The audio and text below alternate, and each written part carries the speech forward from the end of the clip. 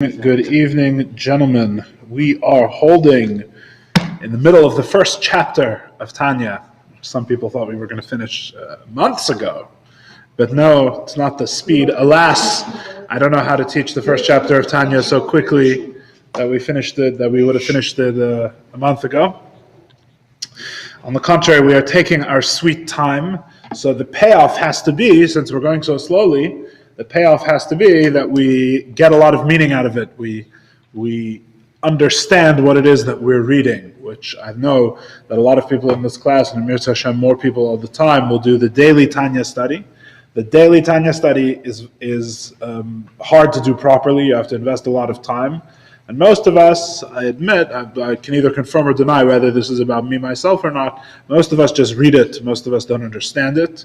So the point of this class is the opposite: to read only a little and to understand a lot. That's our goal, and hopefully to get some of the divine light, the Getliche that the Alter Rebbe put in the Tanya. We are meeting that the Alter Rebbe is giving to us for our neshamas, for our benefit, for us to use.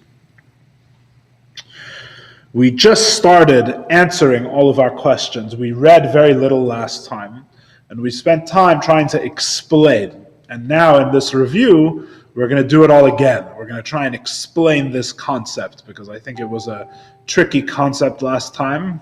And so we're going to review thoroughly the explanation and maybe give it some different words and see if the different words will help us along.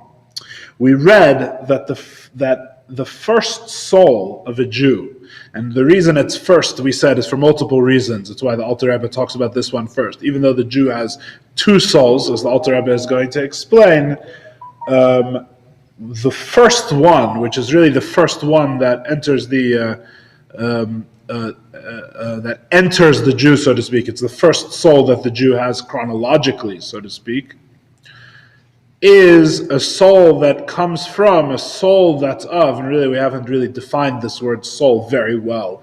We'll hopefully continue to define it better and better. There is a nefesh, a soul, which comes from the klipa and the sitra achra. There is a soul which comes from the peel, is what the word klipa means, and the sitra achra means the other side. And last week's class was mostly about explaining what these terms mean, because if you don't understand what these terms mean right here at the beginning of Tanya, you're going to miss out on a lot, because as we've mentioned in previous classes, the way the Tanya works is not, how do we put it?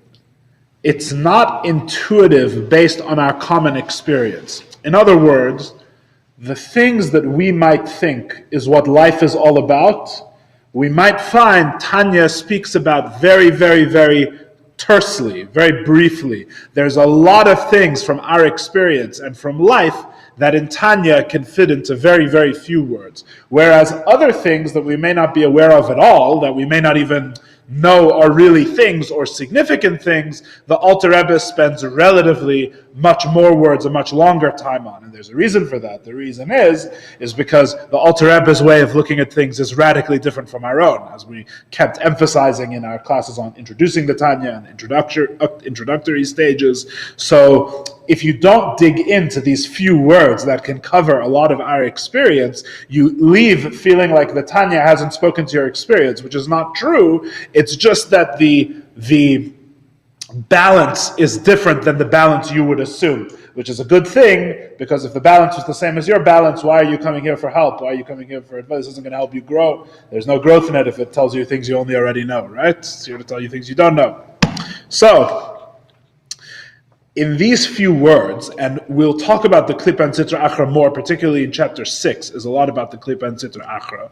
But here is where we connect these concepts with our own very identity, with our own soul. So it's very important to understand what it is exactly we're talking about. Another benefit of understanding this well, rather than just reading the words and moving on quickly, is that it will also set us up and position us better that we don't make mistakes when we read other things later, because we'll have already defined some of these terms, so we won't have to then break down some of our assumptions and rebuild. We'll actually have the correct foundations, hanachot, assumptions going forward. So, there's this one soul of the Jew comes from the Klippa and the Sitra Achra, which literally translated means it comes from it. These are two Kabbalistic, mystical concepts called the shell and the other side. And one soul comes from these realities, let's call them for now.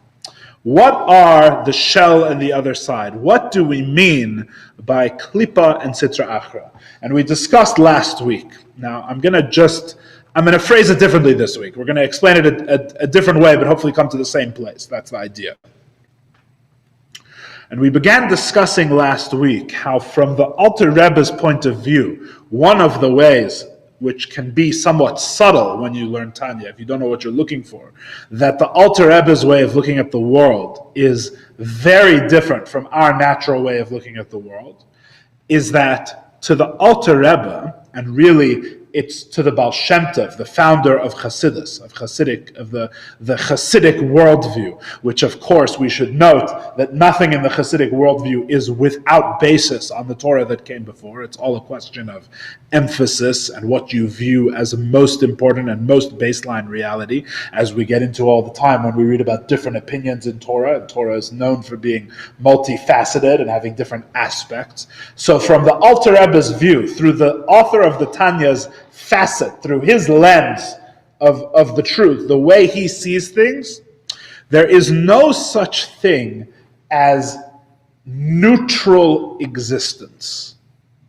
There's no such thing as a neutral existence. In other words, from the Alter Rebbe's perspective, there is no such thing as something that just exists.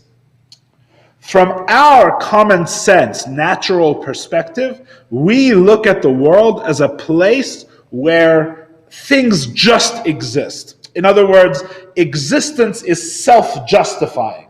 If I walk into this room and the room has nothing in it, but there's a chair in the middle of the room, and I test that chair, whether it really exists or an illusion, which the easiest way is to give it a poke, right? Because in the physical realm, two physical objects, solids, can't occupy the same place at the same time, right?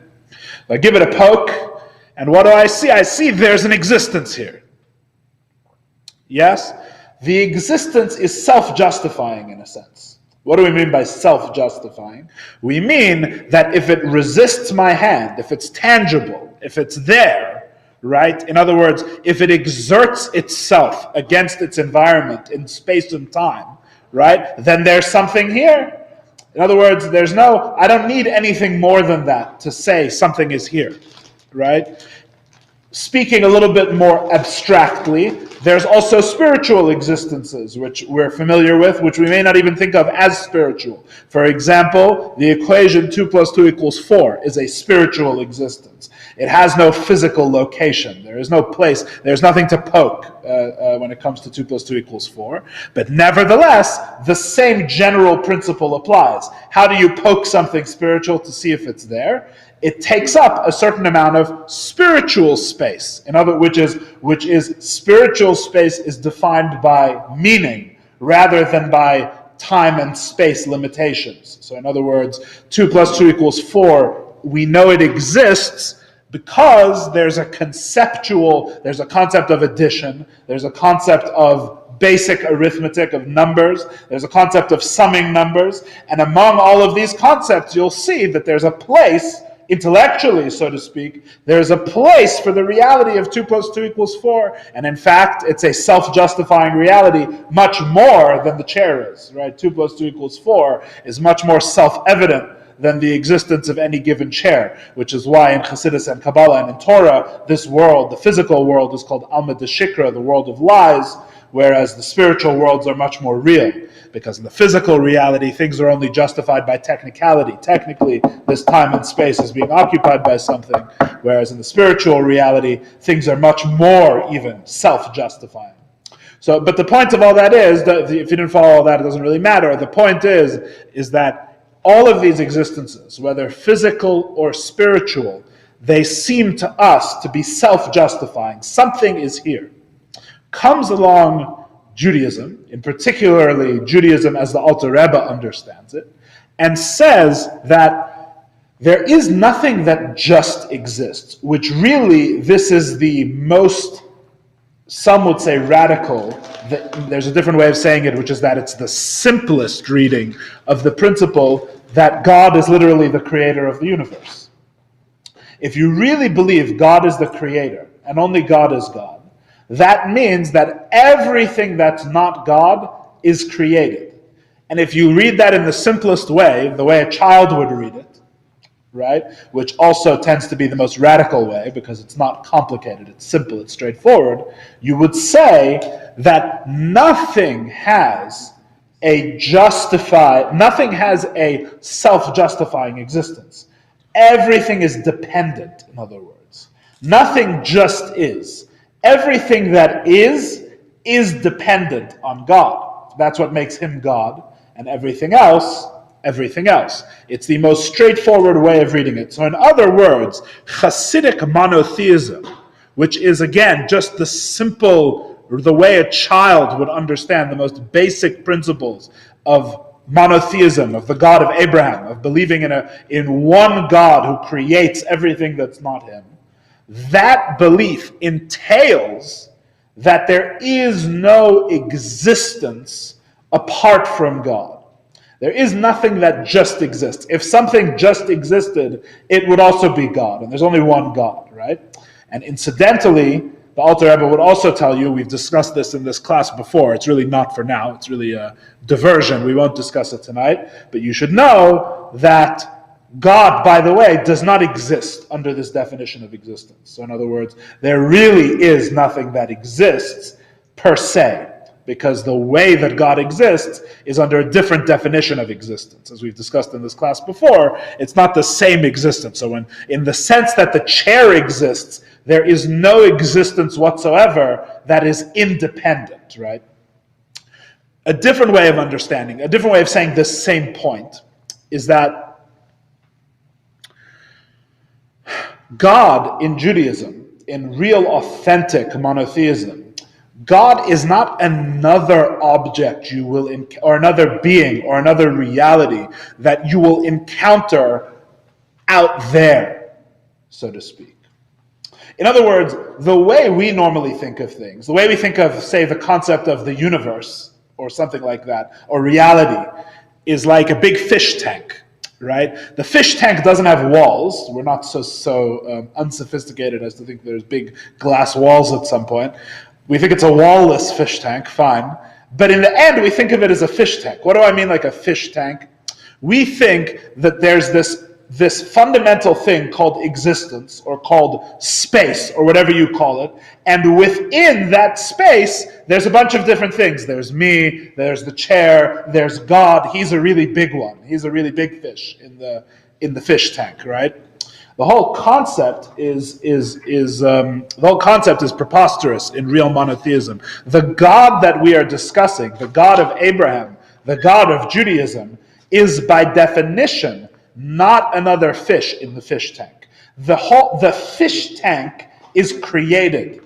There is no space in which we would encounter God as another being, except the space that God himself creates. And if he creates it, that means he's not naturally found in it, right? So you follow the idea. So in other words, this idea of existence, this fish tank in which things are, right, it only exists in Judaism as a creation. It's dependent rather than independent. So, in other words, bottom line, there is no existential neutrality. There is no such thing as something that just exists, because that whole fish tank idea is not real, right? In Judaism, we don't start with a fish tank and put God in it. In Judaism, we start with God, and everything else is dependent on and created by God, including existence itself, including the canvas on which all things are written, the baseline reality, the fish tank, whatever you want to call it, is itself created by God. This is with this foundation of this idea there's no such thing as a neutral existence, you can understand the concept of a klippa, of a shell, of the mystical concept in Kabbalah called the klippa, a peel or a shell. Literally, the word literally means a food, like a banana peel, right? Or a walnut shell, as you use the word klippa. It's a peel or a shell. What's the peel or the shell?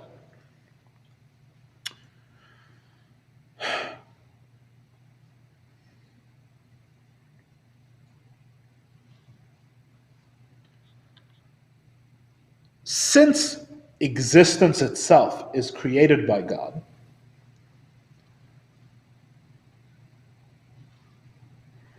everything is in some way a manifestation of the divine, is really the conclusion that you have to come to. Because if reality is like that neutral fish tank, then there's no reason why me and God would have to have any fundamental connection, because we're just two things that both exist, and existence is really the baseline reality, right? Really, the concept of the fish tank promotes existence itself to the rank of God, is actually what it does, and it demotes God. So God and us are both two beings underneath the fundamental reality, which is existence itself, or whatever. It's not, that was parenthetical for those who followed. Since that's not how it works, since it's not a reality where it's me and the chair and God all in one sort of tank or all in one context, but rather context itself is created by God. Context itself comes from God. All context, all space comes from God. Therefore, things that are not God are not other beings. Things that are not God are all manifestations of the divine, because there is no existence without him. So now that something exists, what can it be? It can only be something that came about from God, right? Everything that exists is in some way an expression or manifestation of the divine. And the truth is that if those words are uncomfortable, that's a good thing, because those are words that need definition and explanation. What do we mean by manifestation or expression of the divine? But nevertheless, the point is that they can't just be other things, because there are no other things. Why are there no other things? Because existence is not neutral. Everything that exists gets its existence from Hashem, right? This is the very summarized version.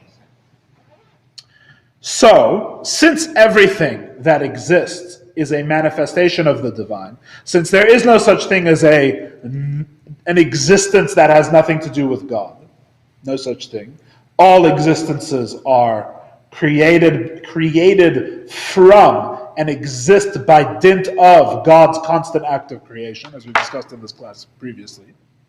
Therefore,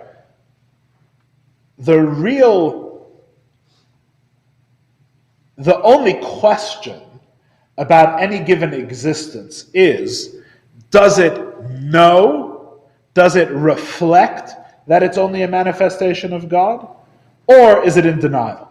Those are the two options. There's no such thing as not being a manifestation of God. If it's not a manifestation of God, it can't exist, because there is no neutral existence. There is no just existing. There's only existing by dint of God. All existence goes through God. So if it exists, it's in some way connected to the divine. So the only question becomes, is it in acknowledgement of this fact? Is it in harmony with this fact? Does it reflect this fact? Is it integrated with the fact that it's a manifestation of the divine? Or is it in denial? And God creates both of these types of things. Why is an interesting question. Why is only in chapter 36 of Tanya, which at this rate will arrive at like 3,000 years from now. So, but God creates both of these types of things. Things that know their manifestation and reflect their manifestations of godliness, and things that deny it. Yes? These two realms in Kabbalah are called holiness. Kedusha is something that knows and reflects the truth of its existence, which is that it's a manifestation of the divine. And then you have everything else. Everything else is called the Sitra Achra, which means literally the other side. And also, another name for everything else, and these two terms are really distinguished, we'll talk about it later, they don't mean literally the same thing, but here they're paired together. The other term is a klippa, is a shell.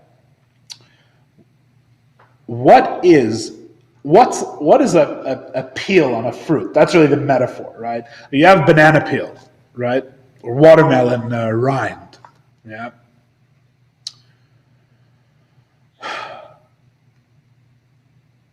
The emphasis is that the peel or the rind should not be considered in any case as its own being. The peel exists only for the purpose of protecting the fruit. That's the reason the peel exists, right? So why would it even have a name? Right? In other words, if the peel and the fruit were really one, right? If they were really, in other words, if the function of the peel was such that it existed only to protect the fruit, and the function of the fruit vis-a-vis the peel is simply to be protected by the peel, then they exist in a certain type of unity. And the truth is they become one object. And in fact, if you hand someone a banana with a peel, if the person sees a bowl with bananas in it, they don't say, "Pass me a banana with the peel, please." They say, "Pass me a banana." Why? Because the peel comes with. The peel is it's the packaging. It's right. It's natural. When you order something from Amazon, you assume the package is going to come with, right? The peel is even more natural. The packaging comes with, right? The problem, so to speak, is when the peel thinks that it's its own reality. And really that's what we mean by the peel. The only time you call a banana peel a banana peel instead of "pass me the banana," right, is when the inside is missing, right? Don't slip on that banana peel. Then it becomes just a peel, right? The inside is missing, which means its purpose, the reason that it exists, has become dissociated from it. This is the metaphor, right? You have just the peel. The thing that the peel really is it's just the external packaging which serves a purpose for a thing that was once inside it. But if it becomes dissociated from the truth that's inside it, if it becomes dissociated from its job, it loses its purpose, and all that's left over is the peel. What does it become? It becomes an independent entity. It becomes its own thing. Yes. So when you remove the banana, when you remove the flesh of the banana, that is what creates a banana peel. There's no such thing as just a banana peel that grows in nature. Banana peels are created by removing the flesh of the fruit. That's what creates a banana peel. Until you remove the flesh of the fruit from the inside, banana peels do not exist. Yes?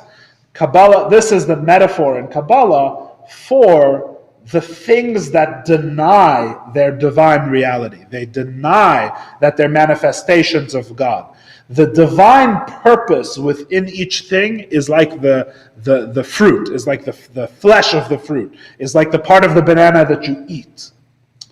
Klippa, the idea that there's a shell or a peel, that there's an external reality to this thing, right? That there's there's a part of this thing that can separate from its connection to the divine and still exist, right? That whole idea is what we mean when we say God creates things that deny the nature of their own existence. And in fact, this is one of the ways that the Kabbalah and Chassidus understand the story of what happened in the Garden of Eden with the eating of the fruit. Chassidus explains that when God creates the Garden of Eden, he creates the Garden of Eden, there's a world of Klippa exists. When he created this reality and the Garden of Eden with Adam and Eve in it, he also created a realm of Klippas. He created a realm of shell realities, of peel realities, of things that denied their source in the divine, that said that existence was neutral. Right? In the Garden of Eden? No, as a separate world. I don't know what that means exactly. But he created it separate. The sin, so to speak, of eating from the fruit didn't create the shell realities, but what it did was it made a mix. That's why it's called the tree of the knowledge of good and evil, implying that good and evil are mixed, or that they're on an equal footing, which we'll talk about more in a second. The eating from the fruit mystically created a mixture of these realities. In other words, the things that existed only to protect the fruit, that is the divine reality, the things, in other words, the world of klippas, which existed only as an extension of the divine, right? It's like the banana was eaten, and they became their own separate realities, and the only thing that any klippa wants, mystically speaking, is to attain the reality of holiness. They want to be real, right? The banana peel wants nothing more than to say, I am as important and as justified as the fruit of the banana. That's all the peel wants, according to Chassidus. And so we have our reality, our physical reality, in which existence is neutral. The reason we don't see things the way the Alter Rebbe sees things, the Alter Rebbe says no existence is neutral, and yet we by nature see existence as neutral, is because they ate from the tree in the Garden of Eden, and therefore our soul, which as we read in Tanya, comes from the Klippa and Sitra Achra, right? Our soul lives in a reality where it sees the external nature of things, right? And by the way, it's very interesting, you see it in the story of the Garden of Eden, because it's very interesting that the tree that they ate of is called the tree of the knowledge of good and evil, right? Because you would think, and really it's actually in a sense, it's actually in a way a textual contradiction, in a sense, the question.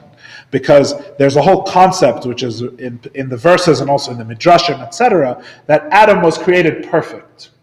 Adam, the first man, before they eat from the tree, right, was created, he's not just one person, he's the root soul and the amalgam of all of humanity. So in other words, all the greatest qualities that every human being has ever had was present in Adam. Adam was the perfect human being, so to speak. How could you have a perfect human being that doesn't have the intelligence to know about good and evil? Right? Hello, there's a woman involved. What's up with that? How can you have a human being who's perfect and they need to eat from the tree to know about good and evil, is how the story goes. The tree of the knowledge of good and evil, right? And the answer is, according to Chassidus, the answer from the Baal Shem Tov's perspective, the Alter Rebbe's perspective, is on the contrary, the whole idea that there can be knowledge of good and evil. In other words, that good and evil can both be known by the same faculty, or a different way of saying it, that reality is neutral and could go either way, right? Good exists and evil exists. They both exist with the same definition of the word existence, right? In other words, that there's a choice, that the two things appear even to be similar, right? That you could mistake the banana for the banana peel, right? That whole reality is not an affirmative form of knowledge. This was not adding to Adam's perfection. On the contrary, in the language of the Zohar, when it says their eyes were opened after they ate from the fruit, the Zohar says their eyes were opened to the blindness of this world. That's what their eyes were open to. In other words, before good and evil, and this is really the the core, that one of the most important things to know as you study these first chapters of Tanya, is that good and evil are not moral terms in the Tanya. It's not like you have something that's neutral and it could do good or it could do evil. Good and evil are existential terms in the Tanya. They're two totally different states of being.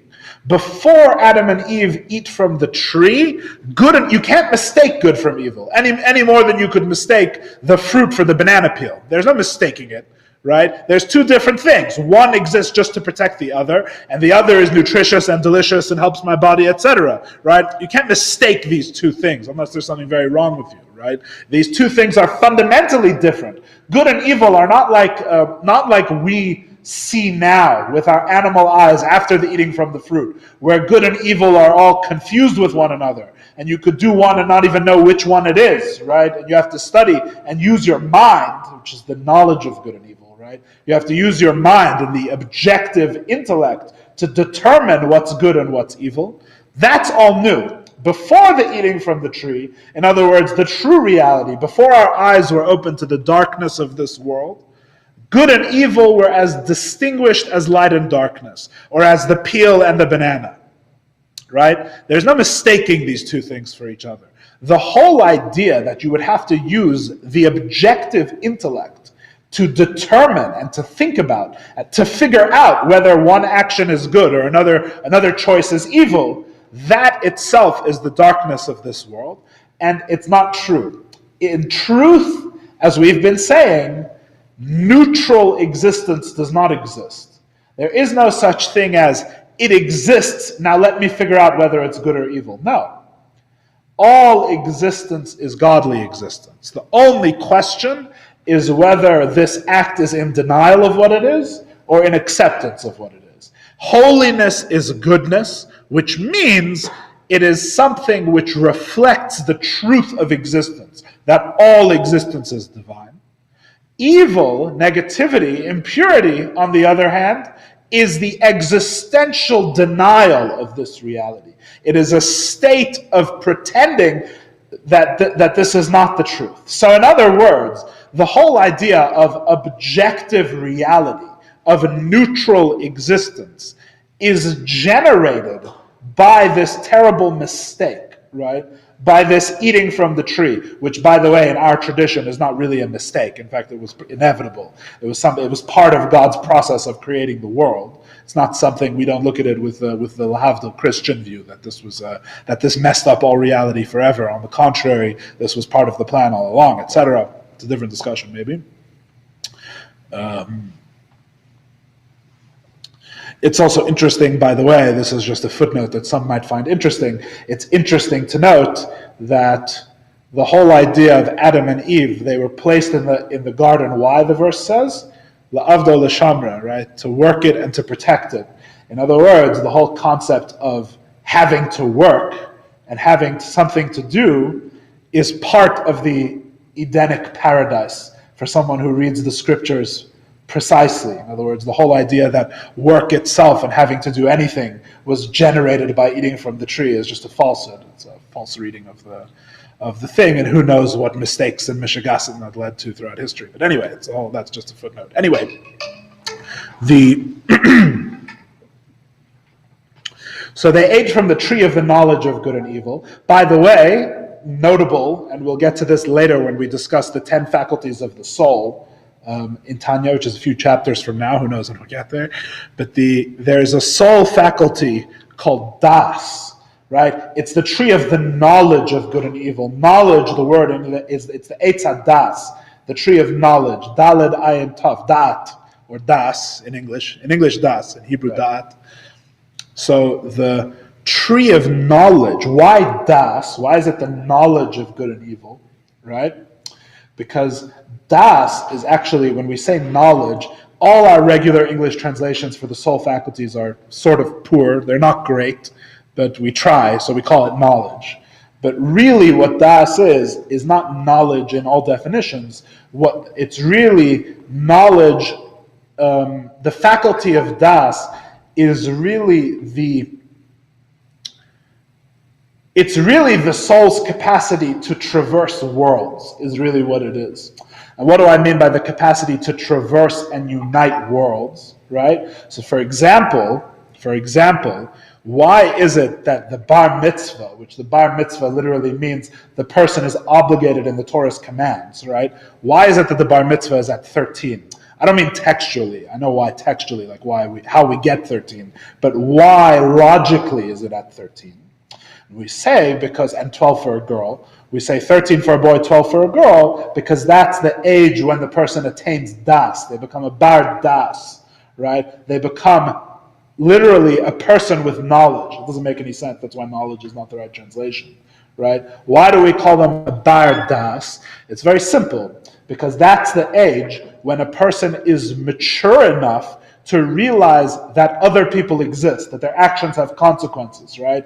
The person ceases to become a totally self-centered being and gains the capacity for a certain level of maturity, which maturity means I realize other worlds, other than the one centered around me, exist, right? So das is the capacity for maturity to realize and to enter other worlds, to realize other realities exist. The reality that's centered around me is not the only one, right?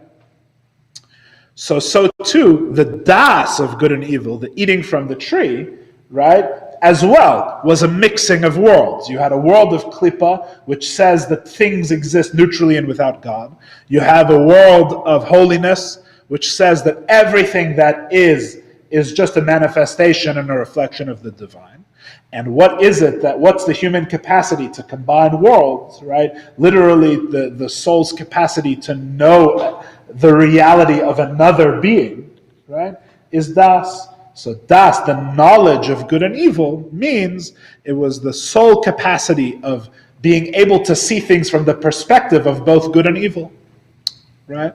So in a sense, objective reality and neutral existence was generated by this das, which mixed the good and evil that were in the tree. Yeah? Anyway, so The nature of the evil was denial. Correct. A specific kind of denial. It's denial of the true nature of existence, which is that all existence is godly. That's the denial. And so we're labeling that evil. Correct. On the contrary, the labeling is calling other things evil from Alter Rebbe's perspective. That is the nature of evil. Godliness, goodness is godliness, and evil is the denial of godliness by definition to the Alter Rebbe. By definition. So does that make the atheists evil? Pardon? Does that make atheists evil? No, it makes religious people evil. Because most of us as religious people do not really understand and do not really acknowledge that existence is not neutral and God is the only reality. Which is what I was saying, that if you think of good and evil in moral terms, you will never understand the Tanya, right? It's not about the person's actions. Actions is one thing. In Tanya, we'll get to what actions are for, right? Actions are lower level, they're manifestations. Action is lower level. We're talking about being. What are you, right? And you either are something that acknowledges that all existence, including my own, which is the hardest one, is godly, not neutral, or you're someone that believes, you're someone that reflects really in what you are. It's not what you believe, because what you believe sounds like an action again, right? It's in what you are, is what you are in denial of that reality or not. And that brings me to what we read in Tanya. All of this is to explain a very short sentence in Tanya, which is that the first soul of the Jew is from the Klippa and Sitra Achra, which means to say that our own identity, right? One of our identities, the Jew has two identities, and how that's possible and what that means we'll continue to discuss. But one of our identities, and it's the one that we're conscious of almost the entire time, spoiler alert, is an identity that fundamentally believes that existence is neutral. In other words, the fundamental existence of us, of our fundamental existence, is I exist. That's the core of what we are. The core of my existence is I exist in one soul. There's another soul, as we're going to read in chapter 2 of Tanya, where the core of its existence is that God exists, which is very counterintuitive and different to understand and difficult to understand, right? That's how we know that it's not the one we're in touch with most of the time. The one we're in touch with most of the time, that's very intuitive and easy to understand, is the existence which says, I exist. And what's interesting is that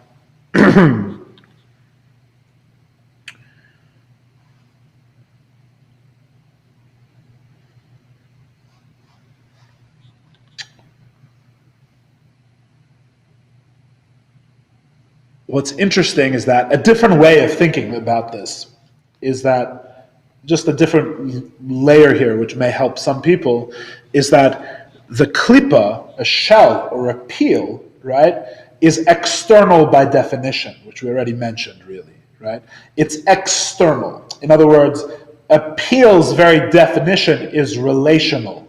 It's not to be something, it's to protect something or relate to something or the opposite, or to be seen from the outside, right? You could have an inner one to the inside, one to the outside, but what it is relational. It's not, its inherent nature is not to truly be something, right? Now, here it gets a little bit subtle because you have to distinguish between everything really is a divine existence. The nature of the klipa, of the shell, or the sitra achra, of unholiness, right, of the opposite of godliness, is to deny that reality and say that all existence is neutral. But in the eyes of Chassidus, you have to understand that there's a subtle reversal that takes place here in the following fashion.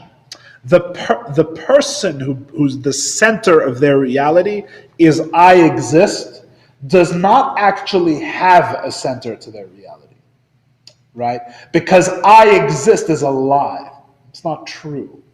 I exist is a lie that's so important that if we stopped telling it, it wouldn't be true. Right? If I stopped saying I existed, which is the goal, then I would realize that my reality is only a reflection of the divine. Yeah? And it wouldn't be true anymore. What's a lie? A lie is something you have to keep saying it for it to be true. Right? That's what a lie is. If it's true, you don't need to say it all the time. Yeah? A lie is something you have to keep saying for it to be true. And for us, I exist, the fundamental truth of our animal reality, of our biological soul, of the nefesh habahamis, as it's called, the animal soul, which is what we're discussing, that fundamental reality is not really true. So that's a different way you could think of it as a shell, right? Because the core of our being is not there. It's all external. It's all superficial. In other words, it's a story that has to be erected and established around a core that there's nothing actually really there. And the difference between this animal soul and the godly soul also there's nothing really there. What's the difference? The godly soul embraces that there's nothing really there. The godly soul lives with the notion that there is nothing really here. In fact, as we read later in Tanya, just as the deepest desire of the klipa, the animal soul, is to perpetuate its existence, right? You would even say at the simplest level, the survival instinct, at the most basic level, right? All animals have the survival instinct, because as Chassidus would say, all animals derive from the klipa and sitra achra. Their deepest and most fundamental desire is to perpetuate and to continue to exist. The godly soul, as we read later in Tanya, has the opposite desire. The godly soul, all it wants is to not exist, right? Not because it has a death wish, because death is not a way to not exist in Judaism. Death is no escape. Death can't help you. You still exist after you die. It doesn't help, right? The only way to not exist, right, is to become one with godliness, right? Is to revert that lie, to reverse that shell, and say, all that there is the divine. In the place where I am, all that there is godliness, right? And the godly soul embraces that mindset.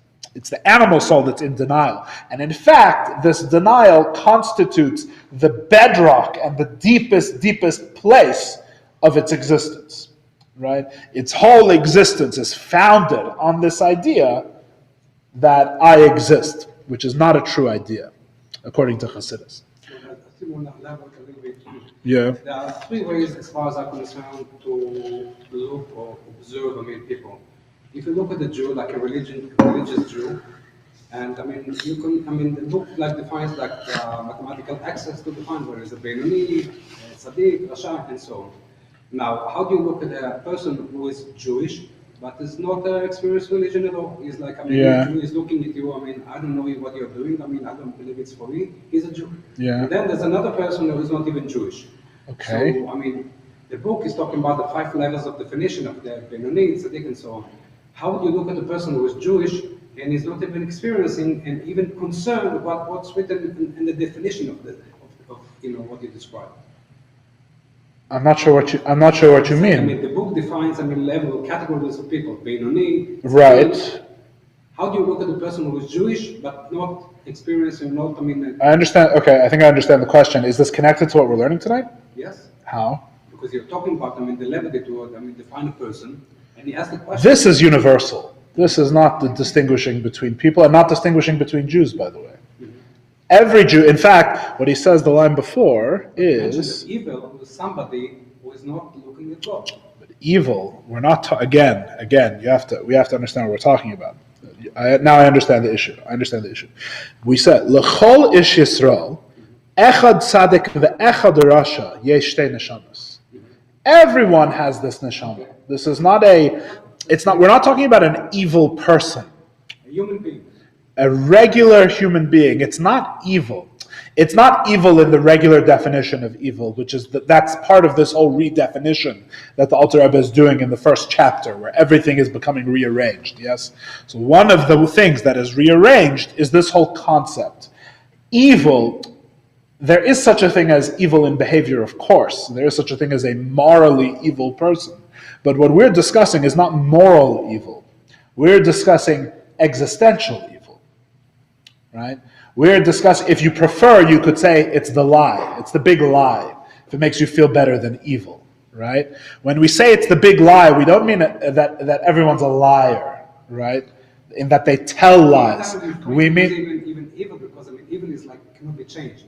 That's why no, not necessarily. Okay, call it impurity if you want. No, but they invented the term of never believe because this could be trained in order to become good. If it's evil already... Correct. No, correct. No, but it is evil. Of course, but it's not like evil and it's going to stay evil. No, but it's evil. It's evil is not in its behavior, Eyal. It's disconnected. It's actually like an atheist. It's disconnected from certain reality. Yes, it's like atheism, but not atheism as something that a person does. It's atheism as a fundamental state of reality, right? Which even the Tsadik, right, who is in total control of his animal soul and has eradicated all evil from it, right, a different type of evil, he still has an animal soul, right? In other words, let me put it this way. There's one definition of evil which just means non-godly. That's the definition we're using right now. So the Tsadik, because he has an animal soul and a biological vitality, a biological life force, right? He has a non-godly reality within him. He has a non-godly identity. It doesn't have any control of it. It's completely like sleeping. Correct. But nevertheless, it exists. In other words, a tzaddik feels the need to sleep. A tzaddik feels the need to eat. A tzaddik breathes. A tzaddik has a biologically functioning body. This is all nefesh habahamis. This is all animal soul. But that animal soul is still evil in this technical definition of evil. What? It's not dominating. No, it's not dominating, and it may be totally transformed, but it's still defined not by God exists, but rather by I exist. And therefore, by this definition of evil, it's still evil. So how would you look at Jew who was not, going through the religion at all? Yeah. No law applied to him because he doesn't know it. Yeah. He doesn't even know the difference between, evil. I would look at him at the exact same way I look at myself. I don't see where's the distinction here. Because the whole issue of having those kind of definitions, so a person can judge himself and make himself better to be able to control his evil inclination or nefesh remit or whatever you're going to call it. A Jew who doesn't know this, access, will not even consider as something is wrong. This is it. I'm a human being. I'm just like an animal. He doesn't even know that he is like an animal, but in this way I'm going to live. And I don't care about... But these aspects of what it means to control the animal soul or transform the animal soul, we haven't even got there yet. We're just defining the animal soul. In other words, I don't know. The answer is I don't know. I understand what you're saying. It is so that, we are going into a system and we kind of talk about evil. But this is the same with everyone. What we're saying is the same with everyone. It's true, but even in good, it's only a matter of definition. If everybody is going to be murderers, then murder becomes like, this is a standard of living.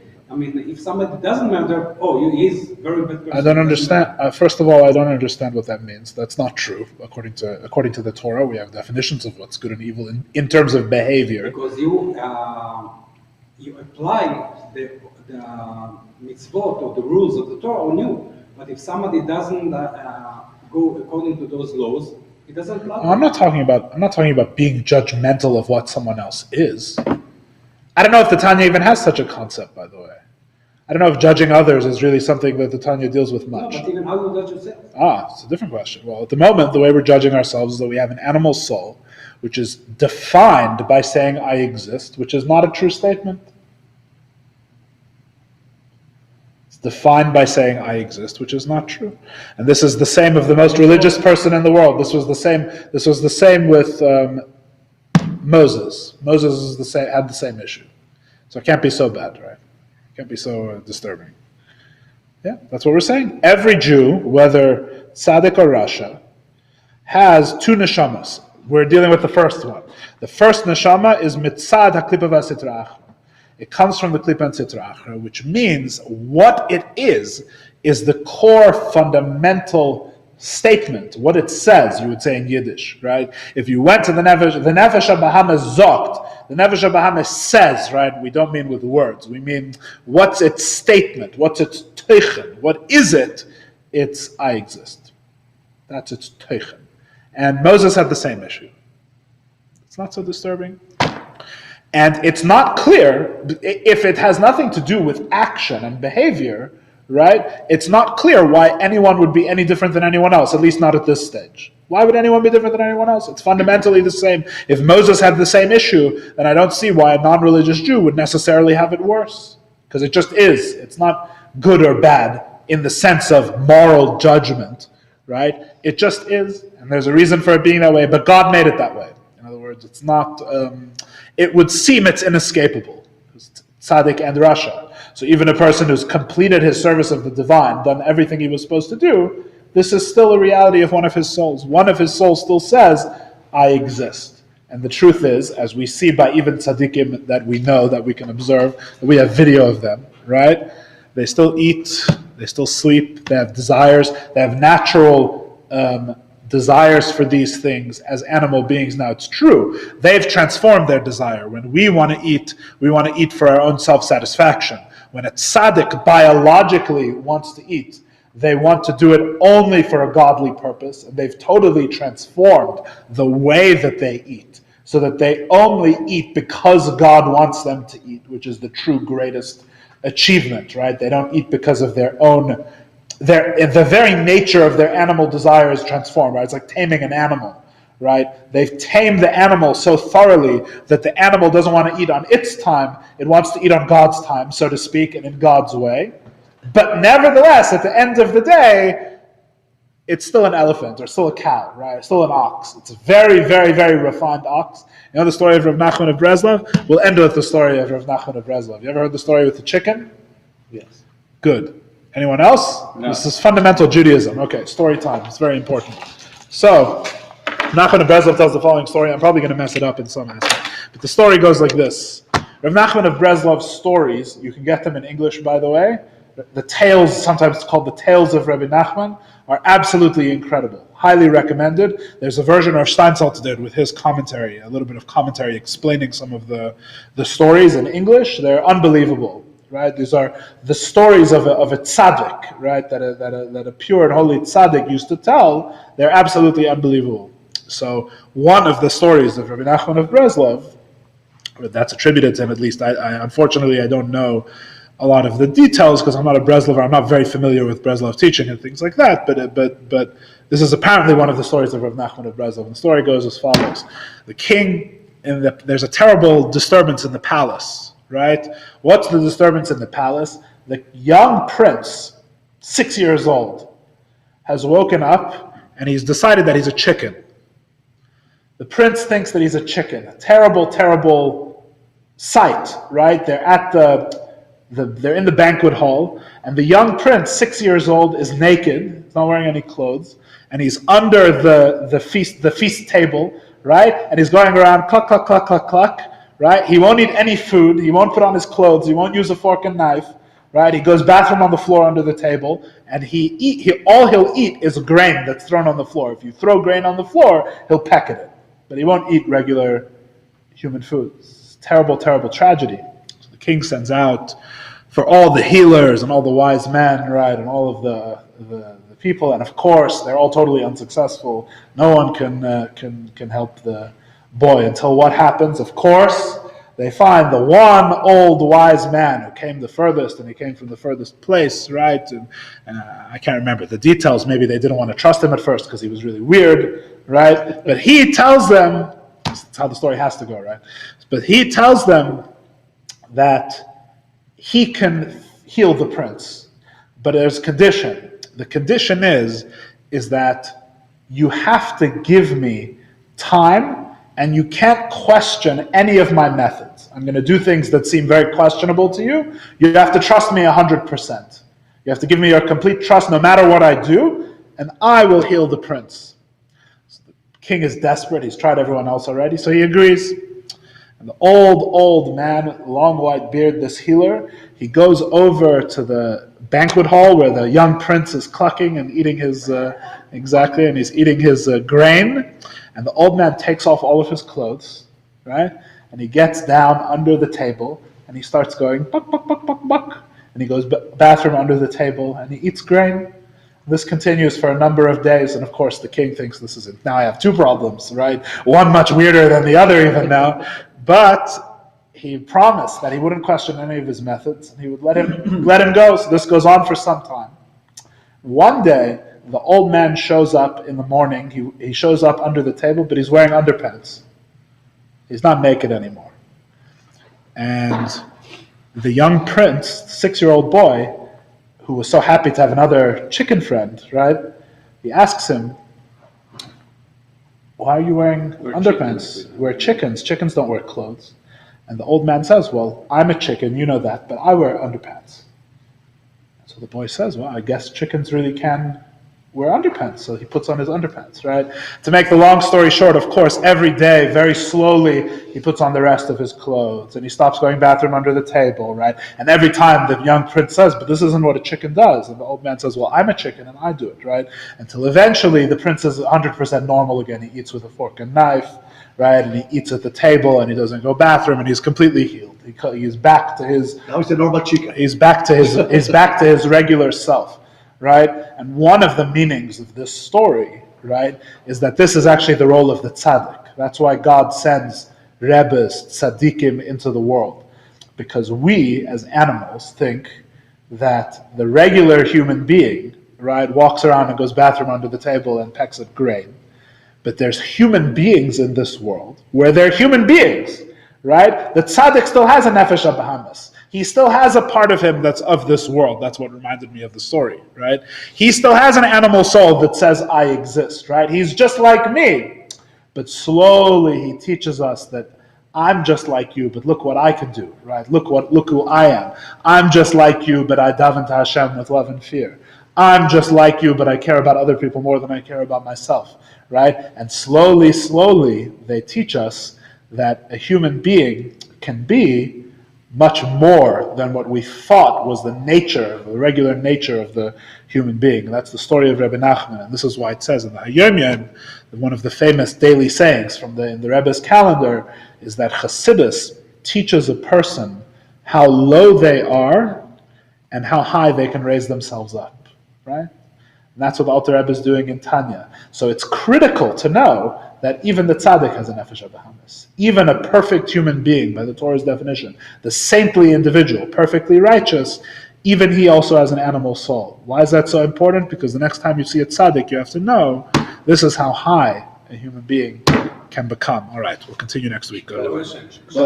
Yeah. A person,